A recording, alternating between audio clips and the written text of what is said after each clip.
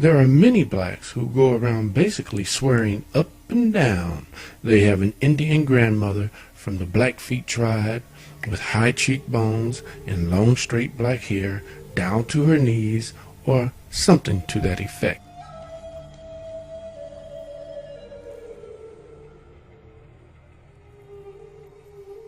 Imagine my surprise when I discovered Native Americans in my family, and the connection was less than amicable, with the people being oppressed, not necessarily the Indians.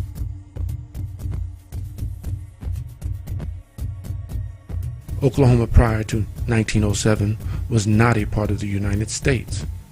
But when the so-called 5 civilized tribes fought with the Confederacy during the Civil War, and Oklahoma is still considered Little Dixie, it is amazing the story of my ancestors is usually left out of the conversation.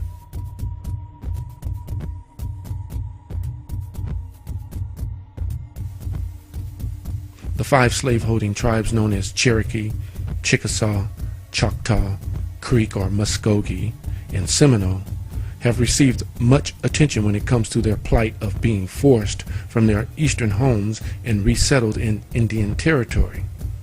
What is almost always left out of this sad tale is the fact that thousands of African and African native people in chattel slavery cried along the same trail under the whip and in chains. My family story is a part of the trail of blood and tears, and hopefully one day it too will become told as part of being black in America.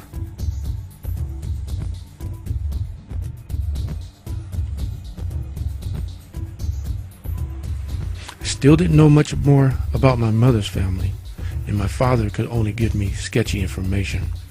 My mother passed in 1980, and what I knew about her family was Uncle JB, who lived in San Francisco, and whenever he visited, it was always a good time.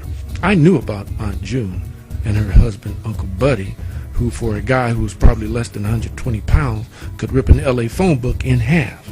And don't ask me how, but the guy was good. Aunt Margaret, she lived in Waco, Texas. I know about my Aunt Marilyn, who lived in Kansas City, Missouri, and then their brother James, who lived in Maryland. So you can see that everybody was all over the place. We never had a family reunion, so getting to know them was a little difficult.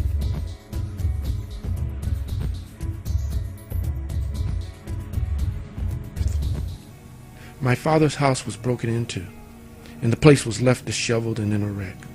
While my father was putting things back into order, he came across a letter from an attorney doing a search for all of the heirs to some land that was owned by an Issam and Julia Jackson in Oklahoma.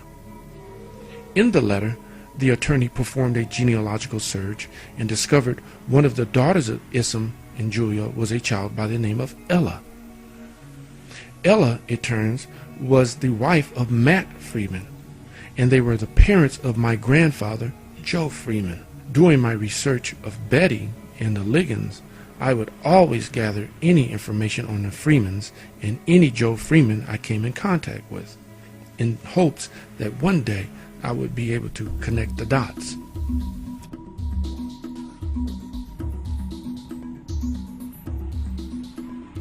When after a few years of getting nowhere with the records in California, we decided we would visit, or as he called it, go scouting for some information on a trip to Oklahoma, and see what we could find on Betty, Hadley, Mitchell, Gladys, and now I knew about Clarence, Mabel, and Nathaniel.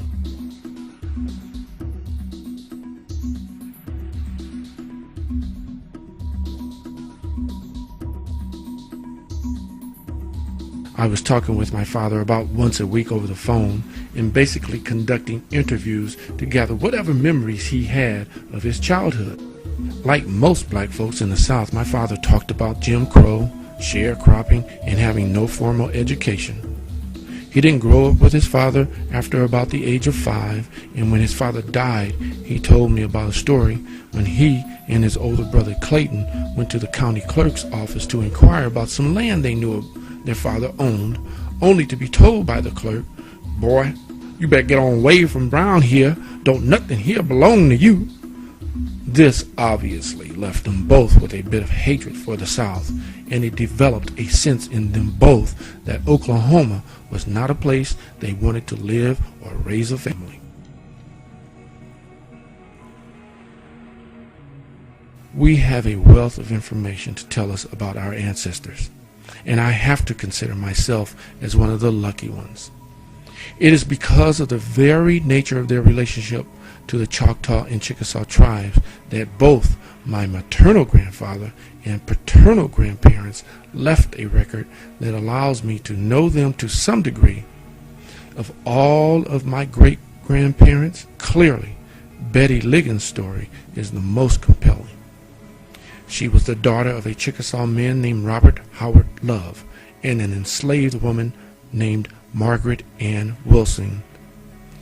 Betty was the lead litigant in a lawsuit by approximately 1,500 to 2,000 individuals who demanded to be enrolled as citizens of the Choctaw and Chickasaw nations as quote-unquote citizens by blood.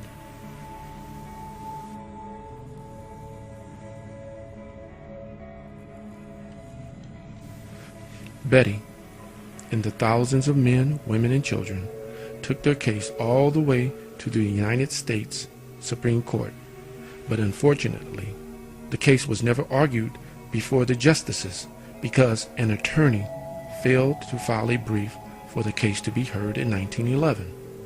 By 1912, Betty was deceased, and there has never been a recognition by the Choctaw or Chickasaw tribes that the men and women of Equity Case 7071 were entitled to the 320 acres or the equivalent of $15 to $20 million they sought in 1907, or their descendants are entitled to citizenship in the nations of their ancestors' birth.